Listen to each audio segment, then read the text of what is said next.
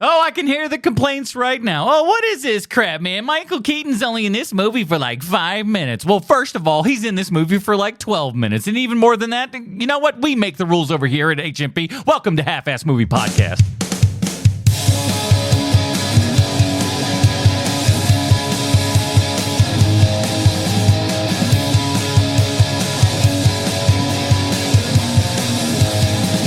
Ladies and gentlemen, welcome back to Half-Ass Movie Podcast, a show where we put together a half-ass team as an excuse to watch movies. My name is Adam Portress, and joining me today, his ass might be big and dumb, but he ain't no dumb ass. Sweet Sean Kovacs from the internet.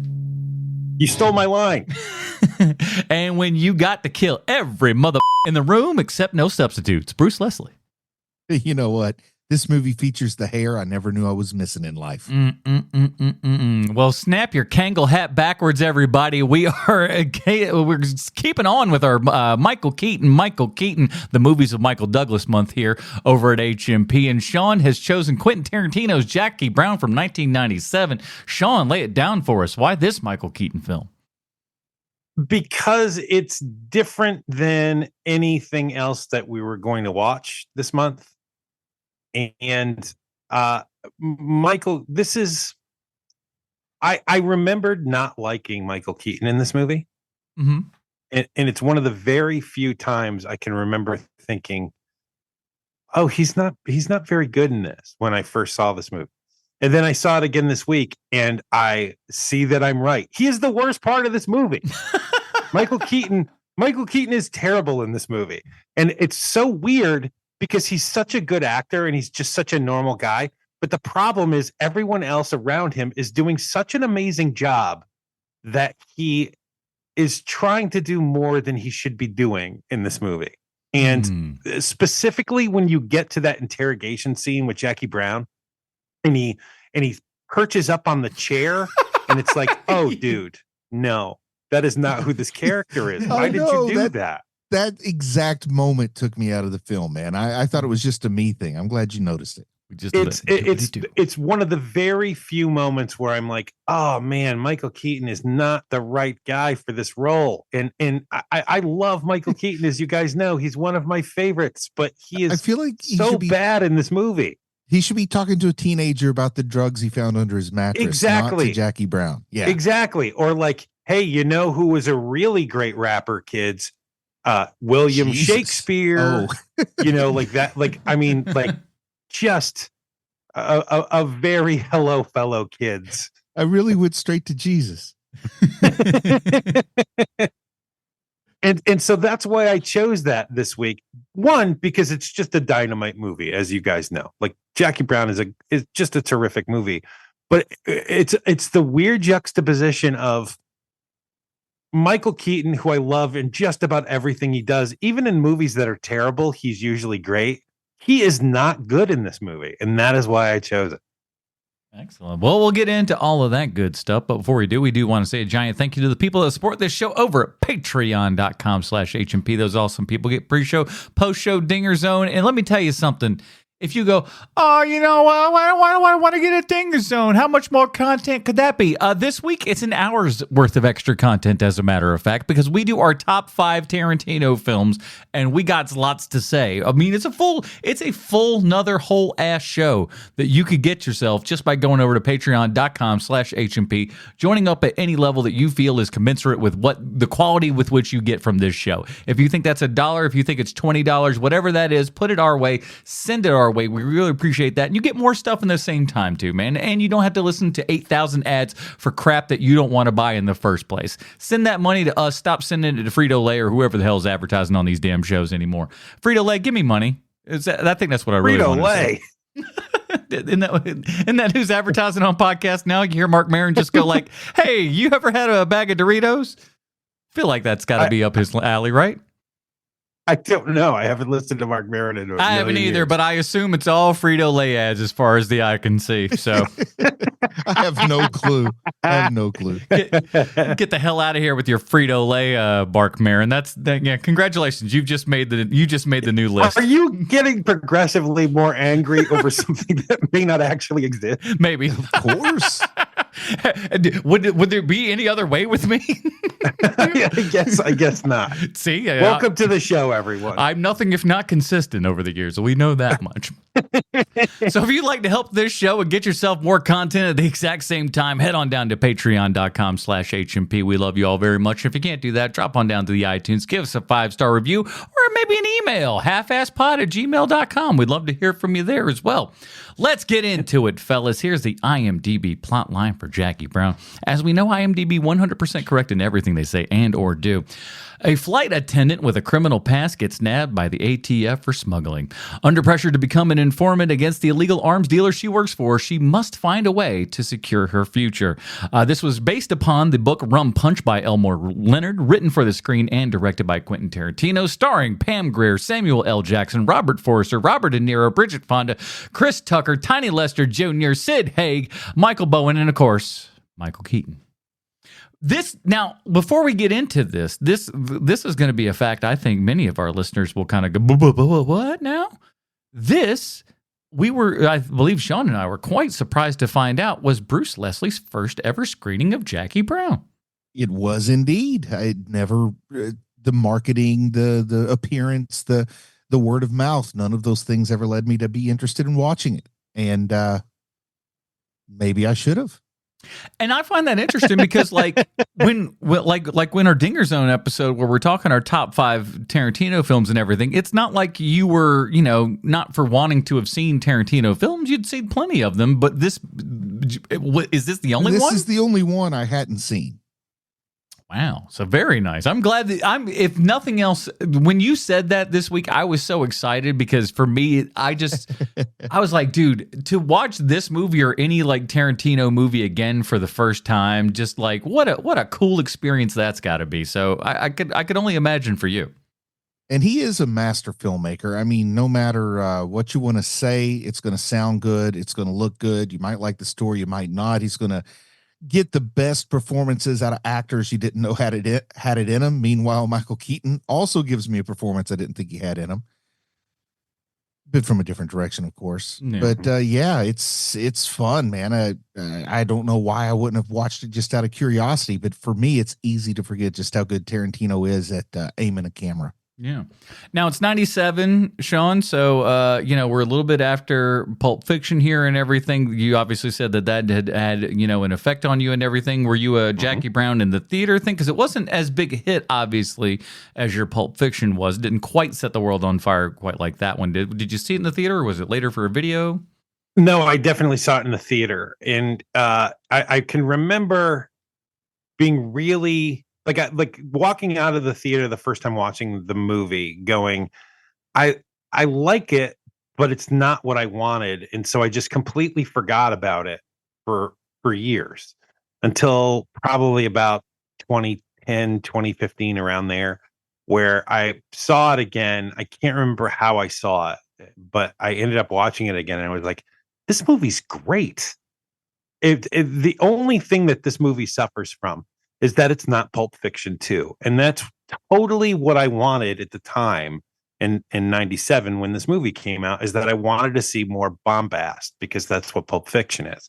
And for this movie to just be a really great crime movie, it was disappointing at the time. But now through hindsight and not having expectations and just seeing the movie for what it is, you can see that this movie is really great. It is so well acted, directed, written. Everything about this movie is terrific. I think go ahead. I think it's probably fair to say that Quentin Tarantino's most overlooked film, at least in my opinion, Jackie Brown, would probably be considered the career best of all but about 10 or less directors out there right now. Yes. You know what I mean? That's like what's crazy about it is if you put a different name on it, we're talking about the peak work by somebody. I mean, when you think of all of the high fives that Soderbergh got for Out of Sight. Yeah. Yeah. And Out of Sight is a good movie. I really like that movie a lot. And Michale Keaton plays the same character in that movie, right? He do indeed. Although he's not perching up on chairs like he is in this movie. At some point, you kind of got to blame Tarantino for not saying, WTF, man, get down. I would imagine he was probably, and this is me guessing here. Just speculation. Yes. We have full on rampant speculation here.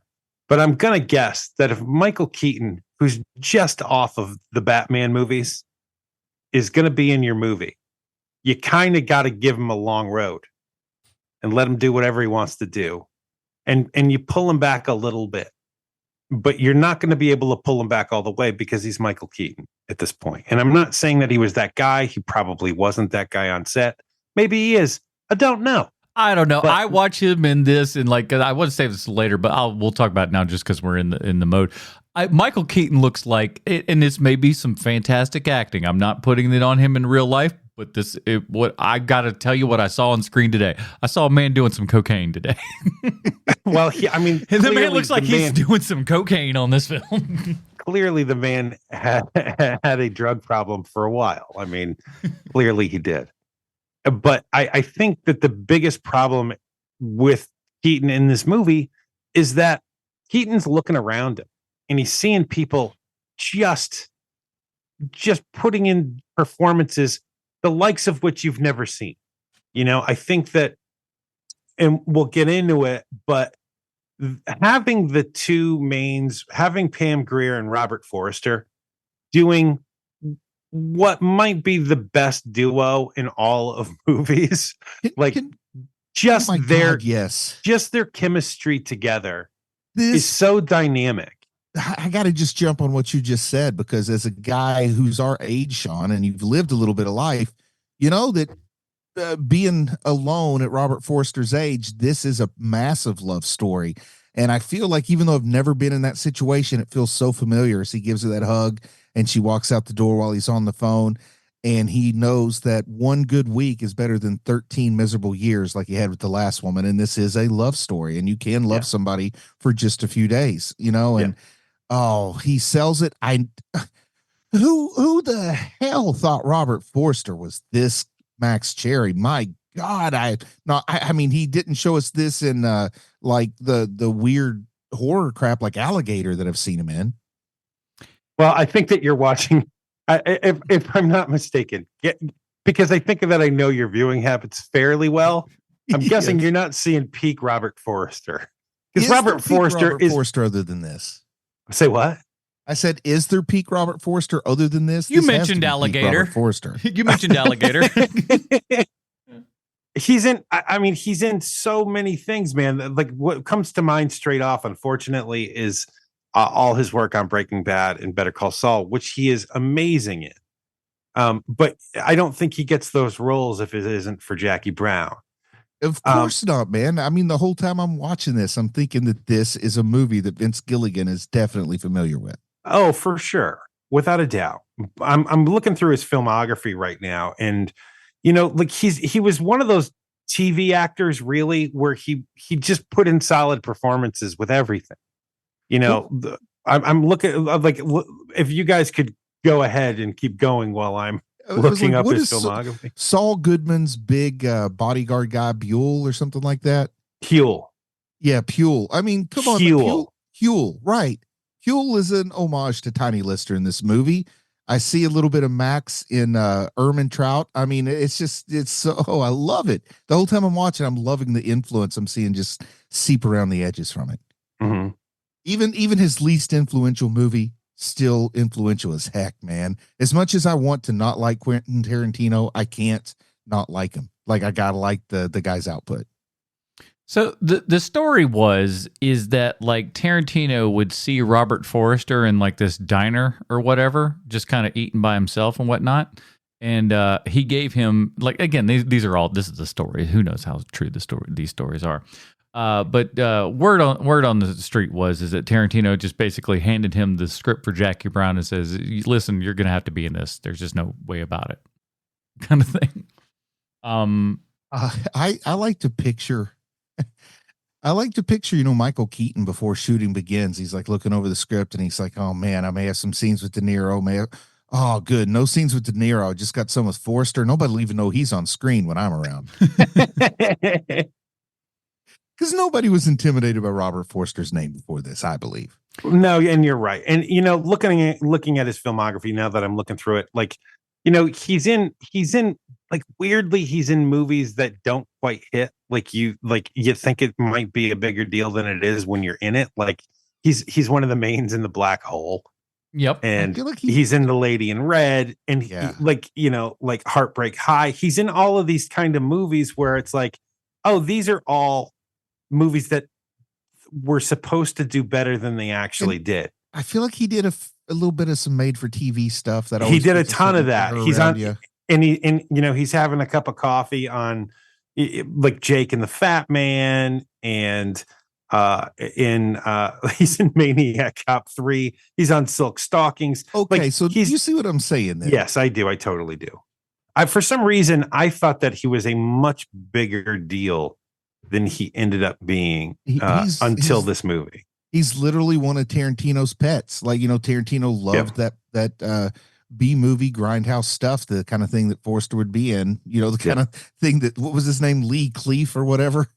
Lee Van Cleef. Yeah. Yeah. Lee Van Cleef, kind of that level of actor that Tarantino just loves old Hollywood and put him in. Same thing that he did with Sonny Chiba, Yeah, it's like seeing somebody who has the goods and can deliver that thing, but again, like somebody like Robert Forster, who never quite got that proper hit in his career, and like I said, due to many different choices and circumstances that go beyond his thing, he does this movie, and Robert Forster gets a Best Actor nomination. I mean, he's also amazing in it. I mean, he's so just good. so good in it. When he sees her walking out of the prison. Oh my God, that's just amazing acting. And the needle drop isn't hurting either, but his reaction to her walking out, it's like, oh, that guy is immediately in love. There's so much story in his eyes when he is looking in this movie, and like you see the inner workings of what's going on there. It is I just could not help but feel all tugged and pulled into Robert Forster's world, and it is the character you want to hang out with. And it's so crazy that at the time this movie came out, De Niro being in this movie shows you just how much juice Tarantino had after Pulp Fiction, because this is when Tarantino still wasn't an easy get, right? Not by any means. Wasn't what? An easy get for a film. Well, I mean, you mean De Niro. Yeah, what did I say? You said Tarantino. Well, Tarantino's not getting himself. He's definitely working on his own film. Man, those Italian names all sound the same to me. But what was the question? De Niro, he was not an easy get. I mean, it's a big deal to have De Niro in your movie. But also keep in mind, man, like Tarantino just made Pulp Fiction. He can basically get whoever the hell he wants for his movie. And I think he picks De Niro for this because we get the scene near the end at the big finale where Jackie Brown's doing a taxi driver. You talking to me, pulling the gun out in the mirror. But better than all of this, though, is that, and it's the obvious choice when you kind of think about it. Well, I mean, on the surface level of everything, is De Niro wanted to play Max Cherry, as you might imagine. Of course he did. And it's the better role. Exactly, it's the better role. But also the amazing part about that is that Tarantino looks at him and goes, "No, honey, that's going to Robert Forster," and you're like, "Fucking Robert Forster." Now the guy from The Black Hole. Do you know who I am? We don't do Stallone connections anymore, right? Right. Because I'm not stepping on your toes if I mention that Stallone claims he was first in line for the role of Garza. Now, I heard there was some possible Stallone talks in this thing, but I think he also probably says that about everything too. Yeah, because I want to picture this movie with Stallone as Garza and De Niro as Cherry, man. Oy. But what makes the movie work so well, having it be De Niro, is that you're going in with expectations that De Niro is De Niro in this movie. And so at first I'm thinking like, because I like, not this week, but in the past, watching it, you go in with the expectations of that's Robert De Niro, and he doesn't say much at the first half of this movie. And so you're just like, oh, this is De Niro. Oh, that's funny. De Niro smoking weed. And by like 3/4 of the way through, you realize like, oh, De Niro's playing an idiot. Like, De Niro is a really dumb character. This But is you my don't think of last. This I feel like this is the. And this, I'm putting a broad stroke on I it. thought But De Niro looked good. shut up, here, too. Bruce. I don't I'm remember making a looking point. this good. God damn it. So I think this is the last like super De Niro performance, in my opinion. I feel like this ended like that second middle half of his career, and then after this, it was kind of all further. I won't say downhill, but different past this film. Yeah. Yeah. You think I agree. this is? You clearly haven't seen Dirty Grandpa. Yes, I have, as a matter of fact. Oh, and this is better than that. But He's great in this. He's doing so much really great, tiny little work in this. Yeah. That it's just it shows you how amazing of an actor he really is if you can kind of pinpoint him, put him in this right direction and everything. I love his mannerisms. He reminds me of my buddy Craig. Craig was a lot like De Niro's character in this. He was always a very quiet guy, but could have some violent outbursts if you're not careful and stuff like that. So I'm just like, it always reminds me of him. It's just like, oh, that's like my quiet friend. But he's so good in this, and you can just. I love it. Every time I see him in this, I'm just like, I can't believe that he agreed to do this and just kept it down and really. Sam Jackson is dressing down Robert De Niro in this movie, and you buy it. It's like, what? How amazing is that? Yeah. Is this movie coded such that Odell and Lewis were prison lovers? Because I really started to pick that up in the death scene. No. See, that in the death scene is where I kind of picked that up. No. And the sort of weird closeness they had. No. That was just he's a cog in the machine. Lewis is just a player, just a pawn on the Odell's chessboard of life. Because once Odell kills him, he like looks at the corpse and says, "You used to be beautiful. What happened?" Right. But that's the part that made me wonder. Nah. But that's what happens. That's what happens sometimes when like people are like, we used to be tight. And you used to be good at this, and now you suck at this. Yeah, you're a sloppy old man now. You screwed up. All you had to do was just hit this girl, and you couldn't do that. You couldn't even hold it together. You wait till I write my fan fiction and make it canon. Well, listen, I don't want you bear trapping on this idea because what you're missing is the themes of the movie here, which is that right. it's all about you've reached a certain age, like you're middle aged. You make choices, and what are your choices once you get to a certain moment when you're middle aged? And so that's basically all of the mains in this movie are that, I mean, even Samuel L. Jackson, who you can't tell, maybe he's 50 in this movie, maybe he's 25. No one has any idea. You can't. But he is playing it like he's middle aged, and as is De Niro, as is Pam Grier, as is Robert Forster. And so basically it's that same theme of like Pam Grier's trying to figure out what she's going to do because she doesn't want to start over. That's much scarier than Odell. She even says that line in the movie. And so it's the same thing with Lewis, and it's the same thing with Odell. So it's communicating a lot of the fears of facing 50. I like to use alliteration every now and then. I like that, man. I think that's part of the theme that I related to so well, mostly through Max Cherry's character, mostly through that unrequited love story, but it's still as significant as any other love in Max Cherry's life. I didn't know Pam Grier was a good actor, because I was familiar with her career, but I hadn't really seen any of her work. And, I also, in my mind, I had kind of conflated that this was sort of a revival of her Foxy Brown character, which it's not in any way. So I was really impressed that, you talk about Samuel L. Jackson dressing down Robert De Niro and you're buying it. Pam Grier has Samuel L. Jackson up against the wall, chewing his ass out in what I will call what a white person sees as very aggressive black speak or something. Mm-hmm. And that's hanging with Samuel L. Jackson in his ball game there. Yeah.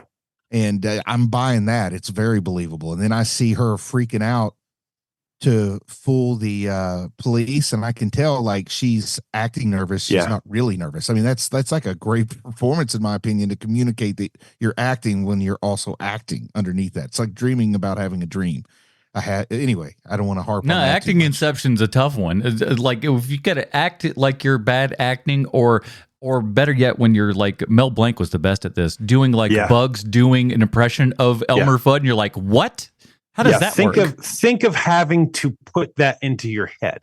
Like you have to basically compartmentalize your head in order to make that work with Mel Blanc. And It's insane. It's insane. I'm guessing Pam Grier's in her 50s in this movie, and she's beautiful, absolutely beautiful. You know, she looks age appropriate beautiful, which is sometimes hard to find in Hollywood. Yeah. So yeah, I just didn't know that she could turn in a performance like this, and I'm kind of surprised she hasn't been given more opportunities to show what she can do. I don't want to besmirch the lady. I think she's great, but Pam Grier has never had this director. Oh yeah. And Pam Grier has never had a role like this and writing like this. Like there's that one really great moment of writing in this movie. I mean, the whole thing's well written, but there's like that really great character moment, and she's not even in the room, but it's explaining her character. And Keaton shows up, and the local cop is there, and he's like, he's like, so what's going on? And the local cop is like, well, she's waiting on you because she knows that this is your case. And he's like, how does she know it's my case? And he's like, because she figured it out. She's not an idiot. And he's like, oh, okay. And he's like, so why is she talking? And he's like, yeah, she's talking because she realizes her only move is to deal to work with you so she can get Odell off of her back. And he's like, how do you know that? Because she told me. Why did she tell you? Because it was her only move. Like again and again and again. And Keaton actually plays this part this moment. Like it's the best he does in this movie because he kind of laughs and he's like, oh, she's way smarter than everybody else we've been dealing with. You know, I think Michael Keaton does really sell it when he's supposed to be like arrogant, like he's smarter than her when he's really being the stooge. He does communicate that pretty well with this bizarre performance he's given. But to get back to the Pam Grier part, like Pam Grier is amazing in this. Pam Grier, like it's the opposite of what De Niro does, because when De Niro shows up, you have a certain expectation of who De Niro is going to be because De Niro plays De Niro roles mostly, right? Mm-hmm. And so when he shows up and he's not De Niro at all, you're kind of like, oh, that's so weird. But when Pam Grier shows up, you have a certain expectation that she's going to be like this badass, like shooting people and like just being in charge, because that's the roles that she's usually hired for. Even in the early 90s, she's hired for those movies. But in this movie, she's not exactly that character. And they're playing with, and Tarantino's playing with your expectation a little bit because he knows that's what you're bringing with you when you see Pam Grier is the lead in one of his movies. And it's not that at all. And in this boomer-driven movie, the one representative of the youth, which would have been Generation X at the time, is our Bridget Fonda. That's right. The aforementioned surfer girl who likes to smoke weed and watch TV. He says smoking weed will take away your ambition, but not if your ambition is to smoke weed. So she had him there. And watch TV. And watch TV. Yeah. But I do kind of like Tarantino's opinion of, the generation that he's more or less a part of, right? Yeah. Kind of fun, kind of cool. I can't even imagine, because Tarantino definitely shot the video they're watching with the ladies shooting with machine guns, right? Like he definitely shot that thing, right? Yeah. Yes. And just all the fun that they must have had on that day. It must have been the most fun that any crew member had on a Tarantino movie, because it's the one time where Tarantino isn't being like an exacting nut job. Because he's like, look, it's just on in the background. Yeah, we're going to shoot here for 2 days in the desert, and we're just going to have these women shooting blanks with a machine gun, and we'll just do it over and over and over. Yeah, they'll all be wearing bikinis. So what? That's what this video would imply. Right. Okay, Adam, I got a question that you might be able to help with, or maybe not. I don't know, but I'll get your opinion anyway. But when Bridget Fonda is smoking and she's sharing with Robert De Niro, is that a pipe or a bong? Well, first of all, there's several different smoking implementations within this film. The first time they're on the black device. That's the one in particular. That's a bong. That's a bong. Okay, it looked like a pipe to me, but then the The sound effects were of a bong, and I just wanted to know if that caught your attention or not. Listen, I don't want to be getting into semantics here, but I think a bong is a pipe, but not necessarily a pipe is a bomb. A bong, I think that's in the circles, the square rectangle It looked kind like a of. device that did not have water in it, but I heard water bubbling when they used it. Well, it was opaque. You couldn't see through it. Okay, so maybe there was water in it then. I don't know. It had a carb. Did you guys catch that that Tarantino in this movie? Did you catch the voice on the answering machine? Yes. That's the first time. This was the first time I think I actually heard that. Because it's the weirdest answering machine voice. And at first I was like, man, we had weird stuff in the 90s, but the voice on the answering machine wasn't like that. And he sounds like a coked out nut job, that answering machine. Yeah, the second time that he said something, I realized what it was. There'll always be like there's a couple little Tarantino voice things here and there that he'll throw into other little movies and stuff. I think he's the voice in Bounty Law, for example. I think anytime he does voiceover, he should have to use the accent he tried to pull off in Django Unchained. What are you talking about? That a perfect Australian accent? That was right on point. I couldn't tell if it was Australian or Jersey. That's how good it was. I was just like, man, this guy's right out of the Outback. Look at him. So convincing. Oi. How much do you think also here's a note that I wrote down while watching it. So this is really one of the only times I've ever seen Chris Tucker in a movie where he's just playing a normal person. Like even when he was just small parts in other movies before he became famous, he was always nuts in those movies. This is the first time where Chris Tucker is just like a guy. He's low key, yeah. And so I'm wondering, do you think that Tarantino, and Bruce, you know what? I'll ask you this question. Yes. Do you think that Tarantino had to talk down Tucker? Or do you think that Tucker's just like, oh, I just got to be a normal person in this movie? I think Tucker thought he would get some Pulp Fiction love and that this would maybe launch his career into a Academy Award bait direction. Mm-hmm. So he probably thought downplaying it was the right thing to do, yet his performance does anything but. Yeah. Because he's still Chris Tucker. That's the one thing he forgot is like, yes, being in a Tarantino movie can take your career to a whole new level like it did for Travolta. But you also have to actually turn in a performance that's different from the one you had in whatever the movie with Jackie Chan where they're cops. What was that one called? Rush Hour. Cop and a Half. Okay, Rush Hour. But he was who's the half? It'd be Jackie Chan. He's not very tall, man. I love Beaumont. I think Beaumont's just is a great character. From Kentucky. That's always a nice touch. I also in that first scene, like when first of all, I love that it's just one take, all Ordell going up, having that big giant conversation before they change. So we're just kind of sitting in that shot, just letting these two actors just kind of go at it and everything. And rewatching this scene this week, I go, oh, I think in this specific scene, because you don't see it in the next scene. I don't see it in the next scene, but in that scene, I think Chris Tucker is actually high. I really do. Just by the way that he's moving, the way that his face is, now he's remembering all of his lines. Maybe he's not ridiculously high, but he does look high but when you go to the next scene in the trunk, he's different. He's a little different. So, but I haven't read the novel, so I'm going to give the credit to Tarantino because I know he wrote the screenplay, the movie that I have seen. But there's a lot of cool stuff that goes on with Odell's character that shows you he's basically small time trying to pose as big time or trying to become big time. Like he wants to be Marcellus, but he's more like, way smaller than that. Yeah.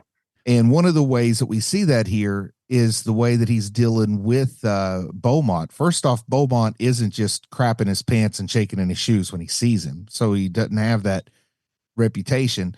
But furthermore, if he were like serious, like Marcellus Wallace, you wouldn't have a guy working for you in the first place that you knew you'd have to kill if he got capped, right? Right. So that's kind of showing you how he's small time and he's just got to take what he can get, and he's got Beaumont. Another thing that shows he's small time, in my opinion, is when he goes in to Max Cherry the second time and he's trying to haggle over $1,000, even though he's got the money to pay him. He's still got that like street hustle in him, where he still got to try and get off without paying for it. Whereas Marcellus Wallace walks in with another briefcase with $11,000 in it.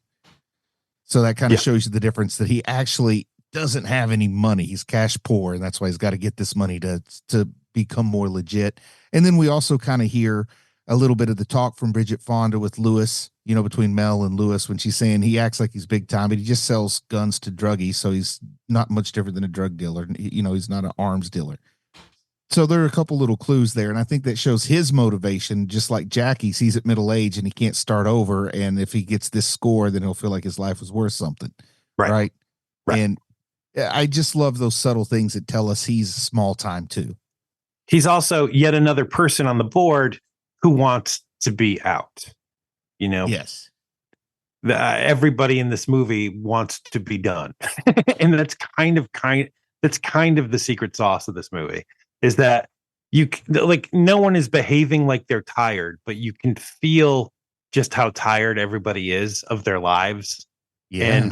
And it's just barely in the background, but it is in the background. And you have to give Elmore Leonard, I think, the credit for some of that, because Tarantino hadn't lived long enough at this point to really grasp that, had he? I can't tell you, because I know that Elmore Leonard, I've read a bunch of Elmore Leonard's books. I just haven't read Rum Punch. But I should probably, you know what? That's probably going to be my next book. Would you like to hear a little something that old Elmore Leonard had to say about this movie? Please. This is in the liner notes of the Jackie Brown DVD here. A letter from Elmore Leonard. A week or so before Quentin went into production with Jackie Brown, he phoned and said, "I've been afraid to call you for the past year." And I said, "Why?" "Because you're not using you're using my book title, but you're cast an African American in the lead." He said, "Yeah." I said, "Well, it's your picture. You can do what you want." From the beginning, I was more interested in what Quentin would do with the material than how closely he stuck to the book. What amazes me now is that Jackie Brown has turned out to be the best and truest adaptation of any of my books to reach the screen. Before he called, I had already heard that Pam Grier was playing the lead and thought it was a terrific idea. Once Samuel L. Jackson was cast as Ordell, it made even more sense to have Pam Grier to bump heads with him. This is horribly written. It's like a typewriter background. Sir, you come on. Listen, it's Elmore Leonard. What? Come on. No. I mean, it's white text on a black background. Okay, I thought you were going to say Elmore Leonard's words were horribly written. His words are terrifically written in this book. It's American typewriter on white on black background, so it's difficult to read. That's my point. Physically Boy, that Tommy Lee difficult. Doesn't get very many chicks, does he? I'm not reading any more of this shit. You can all go to hell. I think it's great, and it's basically he's pulling a reverse Stephen King. Yeah. We're like, hey, I just made one of the most iconic movies of the early '80s, and Stephen King's like, no, thank you. No, I don't want to do that at all. Weber. Now, to be fair, Kubrick did go after his stuff with a little bit of malice and stuff too. Tarantino went in was just like, hey, I'm going to make it my stuff as well as your stuff, but it's it's shown through my particular lens, and it works. Sure. Something I would have loved to have seen, and this is just pure Wikipedia gossip or whatever, so I don't know if it's true, but it says prior to getting Robert De Niro that Tarantino considered Paul Newman. Man, I would have loved to have seen 1997 Paul Newman doing something with Tarantino. I don't know if I want it to be this, but boy, I'm thinking of the Paul Newman from Road to Perdition, only in Tarantino's hands. Yeah. Boy, I would have loved to have seen that, but I don't know if that was actually. I'm thinking about their sensibilities and just I don't know how well they would have worked together. I mean, maybe they'd have been fine, but I don't know. I'd like to have seen it. What an interesting thought. Now, weird thing that I didn't remember while watching this, and this is just a real quick nerd thing, but this is Tarantino's only 1.85 film. All of his other movies are that true scope 235, 240 aspect ratio. This one is just your regular widescreen 1.85. Very odd and different. Does he give a reason for that? I don't know that there's a specific reason or anything. Now, it's the same cinematographer that worked. It's Guillermo del Toro's cinematographer, actually. He did Chronos and all that kind of good stuff. Do you think maybe this was Tarantino trying to say, look, I can make an establishment film, like you can also trust me with adapting someone else's property? You know what I mean? Because this is so different from the other stuff he's done. I almost wonder if he was trying to prove a point after Pulp Fiction. Like, look, I can do other stuff too. Like, I know what I'm doing. Yeah, he I wanted. don't know.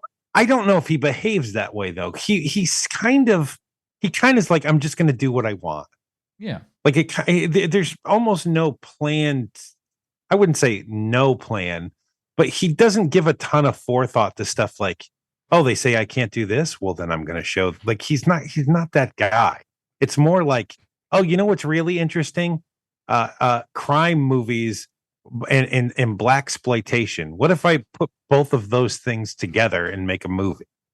The only thing I can think is sometimes when I'm watching it, I feel like he wants it to have just a tiny bit of made for TV crime movie. Oh, you're saying that because of the transitions where they just fade out. The font that they use for the main title and some of the music choices and the cars are dated because of that's all shot, just, I mean, that's like, that's all his just basically love for the 70s films and stuff like that. And that's where all of these people come from and everything. So this is his love letter to all of that. And the first title card of the very end credits of the movie are like made for TV credits. And then it goes into more traditional movie credits. So anyway, I just got a little bit of a feel of that in here anyway. Wouldn't it be hilarious if like Jackie Brown came down like a set of stairs and just smiled at the camera and it said Pam Grier's Jackie Brown like a sitcom? Well, no, I'm not talking sitcom. I'm just talking like made like, something that would have been a movie of the week that came on instead of a rerun of Starsky and Hutch or something like that. Like the kind of thing Robert Forster would have been in. We'll put this Robert Forster picture in there. You mentioned. So anyway, that's why I might have went 185 was to make it feel a little more vanilla. I beats the hell out of me. I couldn't tell you, but I do watch this though, and again on DVD, and I'm just like, oof, Lionsgate, get on this. Where's this 4K at? This thing is it looks like looking through gauze. It's pretty bad. I saw it on Amazon, and it wasn't a bad time. Like it wasn't crystal clear. Oh my God, this looks like it was shot yesterday. But normal people wouldn't think what I watched was horrible. But listen, I got problems. I know who I'm speaking to. Yeah. The one other thing that I want to talk about, because I wrote this is my last note, is what is it with the car poor man's process that Tarantino uses? That it's definitely a choice. It's completely done on purpose, where you can clearly tell that your characters are in a car and that they are on a stage somewhere where grips are taking 2x4 and making the car rock back and forth. It is so insane to me that there's this Tarantino movie where everything is literally perfect, and then they get in the car. It is the worst poor man's process I've ever seen. It is so bad. And then we'll have a movie like Death Proof where we do every single thing 1000% legit. It's just so it's so surprising to me that like just the perfection of that opening shot of Pam Grier while on the walk-a-later or whatever you want to call that in the airport. And you can see that there's something on her mind and something is making her pause. Like she knows, like that there's something up with her. And all of this is happening as the credits are rolling. And there's that beautiful background I'm guessing that's LAX. I don't really know. Mm-hmm. Yep. And it's just a perfect opening shot. It's just so perfect. Across 110th Street playing too is just, and that's from a movie called 110 Across 110th Street, a Yaphet Kotto film. Go check that out. That opening shot, you can make a pretty good argument, parallels or an homage to the opening shot of The Graduate with him in the airport. Sure. Both are beautiful, but it's once again shows Tarantino has never shied away from the idea that he's influenced by the things he loves. And it's kind of cool to see him influenced by, I guess, higher brow stuff as well as the exploitative stuff. Yeah. But and basically what I'm trying to get to here is that the same filmmaker who makes that thing, that opening shot, that it's just so perfect and so beautiful and so thoughtful. Then 15 minutes later, we're in a car clearly on a stage and it's just all black around the car because it's nighttime, and the car is rocking far too hard for like somebody who's just driving down the road, and it's done on purpose. I know it's done on purpose, and I just don't understand it. It takes me out every single time in this movie. I'm glad we agree on one thing. No matter why he's doing it, he knows what he's doing. Like, he's not doing it because he has no other choice. It is completely a choice. How he likes it. Yes, it is totally a choice. And it takes me out of the movie every time. If I ever make another movie with an inside the car scene, you better believe I'm going to have my boys rocking that sucker as hard as they can the whole time we're talking. Well, I mean, look, like I know that your ears perked up the second that I used the term poor man's process. Poor? Like, hello. I don't even know what that is, but I want it. Give me 3 of those poor man's, please. But I already know Bruce's answer because he answered. But what is your thought on that, Adam? I don't know. It's a very good question. I think it is kind of a throwbacky sort of thing. I think it's just a quick aesthetic that he kind of likes. He's gone back and revisited it before, or since rather. You know, in as much as like look at the opening of Kill Bill Volume 2. Right, where she's just driving down the street there in this really poor man's process and stuff, and we just kind of like let her roll. He does it. He when he can, he uses it on every like. I mean, clearly there's scenes. Right, there's clearly scenes, and in Jackie Brown too. There's clearly scenes where like he's got a camera set up across the street, so you see cars moving. But if it's nighttime, it's going to be poor man's process for sure.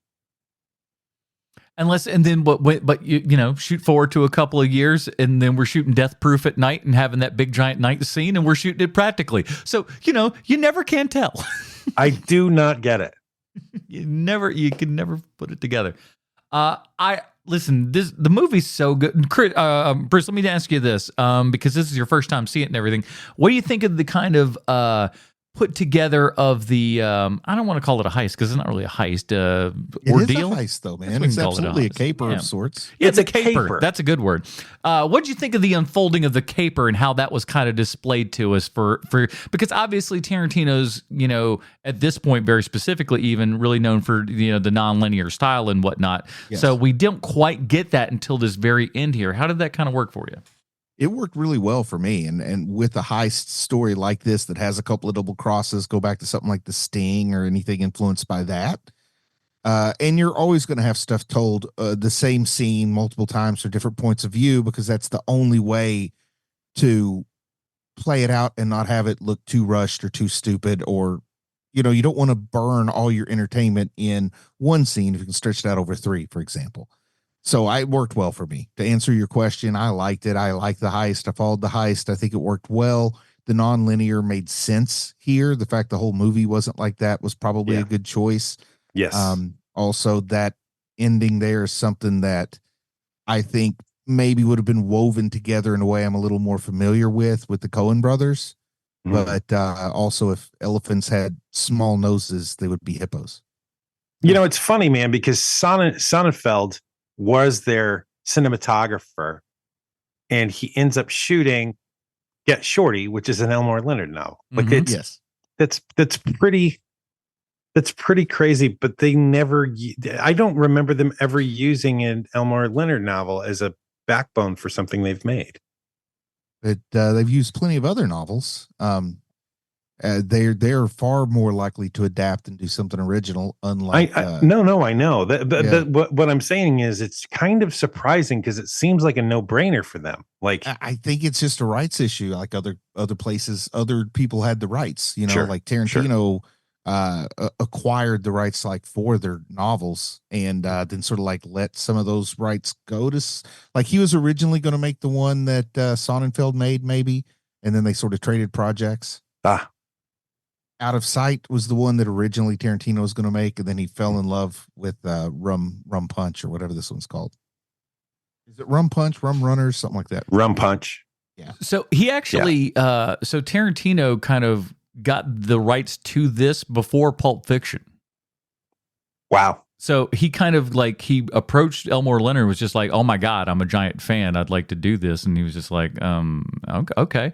And it was a couple of years until obviously he didn't have enough clout in Hollywood yet to get anything done.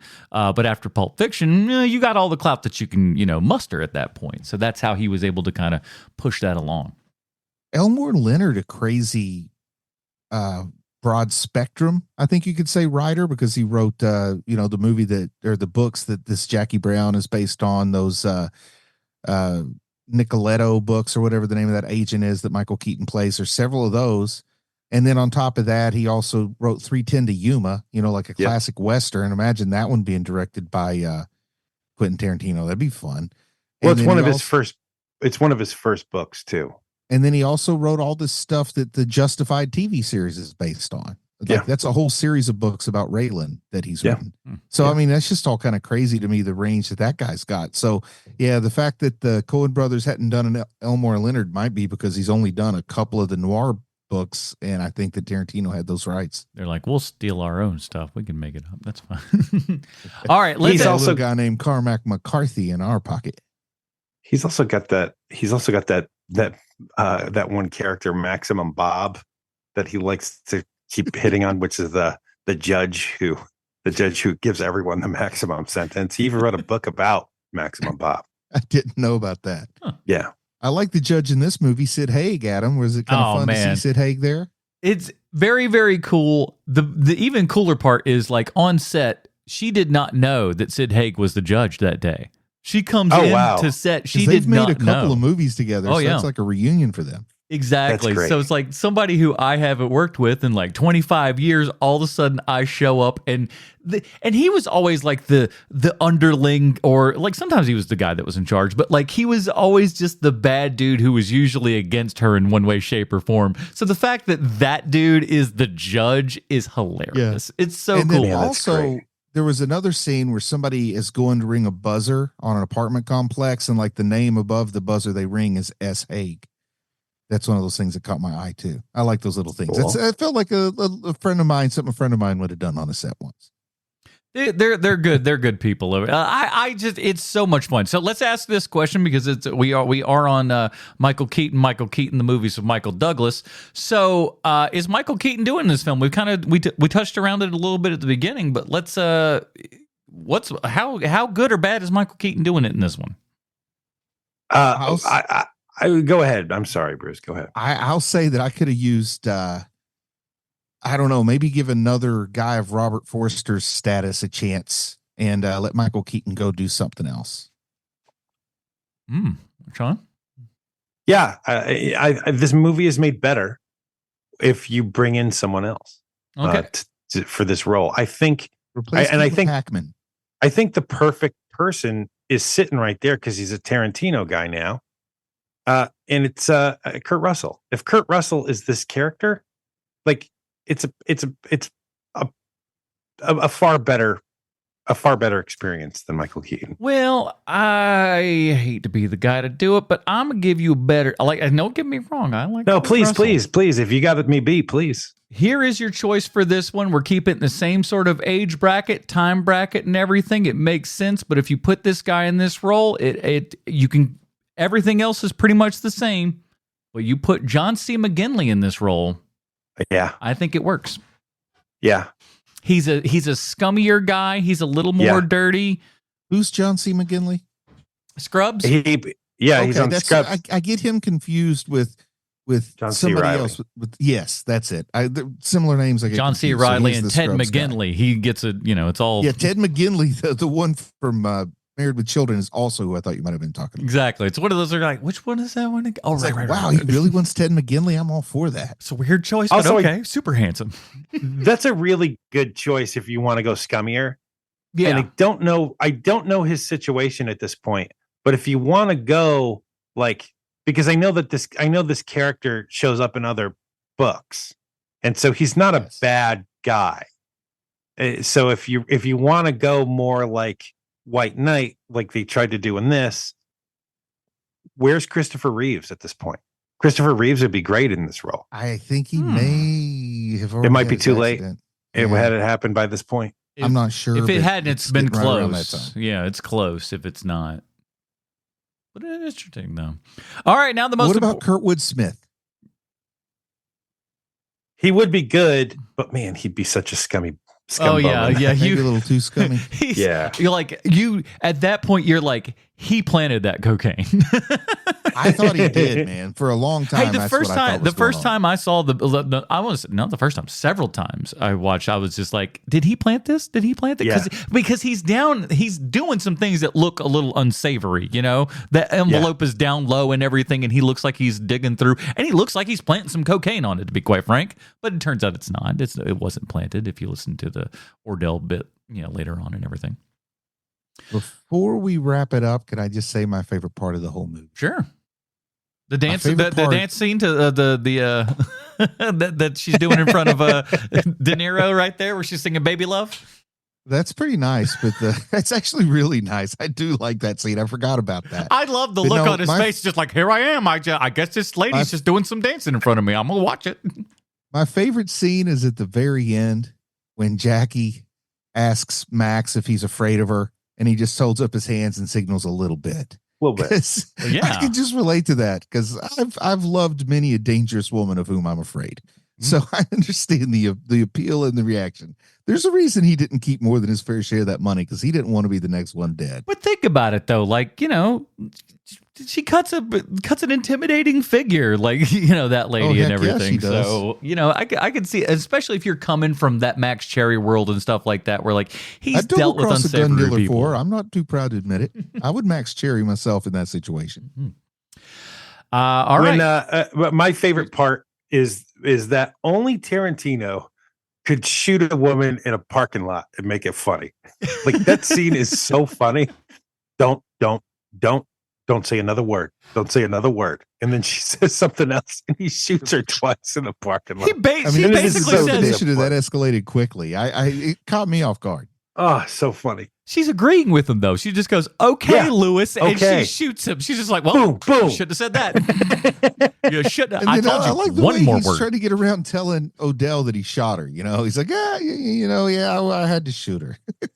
Shot her. Did you kill her? No. Did you kill her? Maybe a little bit. No, maybe. there is no maybe. You either killed her or you didn't. God, it's so funny, man. It's like, I don't care if you shot her. That kind of thing happens. We just don't need this BITCH living. So good. All right, man, kids. I don't know what you know out there, but movies, they only come in two forms, either art or fart. Bruce, first time out for Jackie Brown for you. Art or fart for you, sir? For me, this is the reason to do this new format of the show.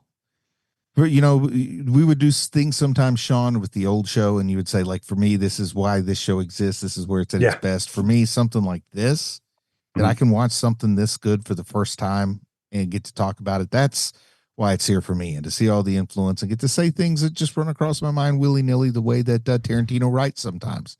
It's all fun. So this has got to be art for me. Nice. Sean? Oh, it's art. It's art all day. It's art. I love this movie, as you know. It's art. My favorite grandfather's name is Art. That's not true. I don't have a grandfather named Art. I made that up for a joke. I don't know why I did it. It was incorrect and wrong, and I apologize for that. This is art for me. I love this movie. It's like Bruce said, it's not the Tarantino movie that I think most people probably go to, but I think it's one that you probably need to go back and revisit if you haven't done it in some time, because boy, oh boy, there's a little gem of a movie in there and stuff. And I think it's well worth everybody's time, even if it isn't your favorite Michael Keaton performance, And it won't be. You're kind of weird if this is your favorite Michael Keaton performance. That guy's out there somewhere. Hey, man, the 15 minutes he's in this movie is, oh my God, it's the best one. There's also some guy out there that's got a Robert Forster tattoo because he loves Jackie Brown. I bet you that's true. Yeah. I wouldn't be surprised. But people listen. I wouldn't be surprised if that guy was me if circumstances were I was about to say from somebody, Bruce, and Sean doesn't know this, and Sean, just prepare your heart for 2 seconds. Just prepare yourself. Bruce has gotten like 2 tattoos in like the last week. Yes. So wow. The boy, listen, trust me, the kid, he's only 4 drinks away from a Robert Forster tattoo if you're not careful on him. Went with my daughter both times. If my daughter calls me up and says, "Dad, will you go get a tattoo with me?" I'm not going to say no. We need to do that with Sean's daughters. Get them to be like, hey, Dad. See you. They already know. I got a They hockey already know. mask. I got a hockey mask on Friday the 13th, and then I got a baby Mothman yesterday. Oh, given where you told live, you them- got to have the Mothman. I told them forever ago. Listen, get as many piercings as you want, color your hair, whatever, because you can always change that back. You can't change a tattoo, and the problem is you are so young right now that 20 years from now, that thing that you love so much, you're probably not going to love it with the zeal and passion that you do right now. Mm-hmm. And they've listened to me thus far. I would have made that mistake. Like, I would have been the person who put something on and when it had just been like, the second I do it, I feel like I'd have instant regret going, oh, this was the biggest mistake. I'm pretty sure when I got my tramp stamp, Jackie Brown was still in theaters to let you know what my regret is. I'm sure I've said this before. It's the reason why I never got tattoos in college. It's because of that dude in the quad one day who had that gigantic Bugs Bunny on his leg. Oh. And he's like, and the best part is, I'm always going to love Bugs Bunny, so I'm always going to love the tattoo. And I was like, that's not true. You're lying to yourself right now. Always going to love Bugs Bunny. That's a weird proclamation to make in college. Hey, listen, in the 90s, we were all Taz fans, you know? That dude saved me so hard, man. Like, because I was the kind of person who would have gotten a dumb tattoo, like on purpose. Like, isn't this funny? Like a funny tattoo. I would have been that person. So that guy totally saved me. Yeah, I got a buddy who's like, here's Droopy eating a piece of pizza. I promise you that's real tattoo I mean. a buddy of mine has. That's exactly what I mean. Mm-hmm. I dodged it long enough that now I'm just embracing it because I figure it won't be too long till I'm cremated and nobody can see him anyway. Well, I mean, at this point now, Bruce, you can get all the tattoos you want. Like you're not regret. What are you talking about? You done did it. So many more other things than this tattoo. Exactly. You know what I mean? Like you're in a different spot now. Like that doesn't just don't expect me to ooh and ah over your tattoo. I don't care.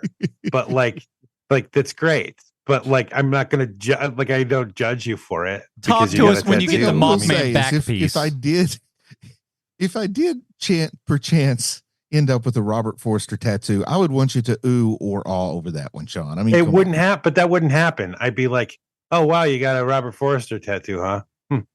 That's probably not the dumbest thing you've done this week, but it's probably close. I'll put it this way. It's not going to be any more or less in style. Like, it's not going to go any further out of style. And that's true.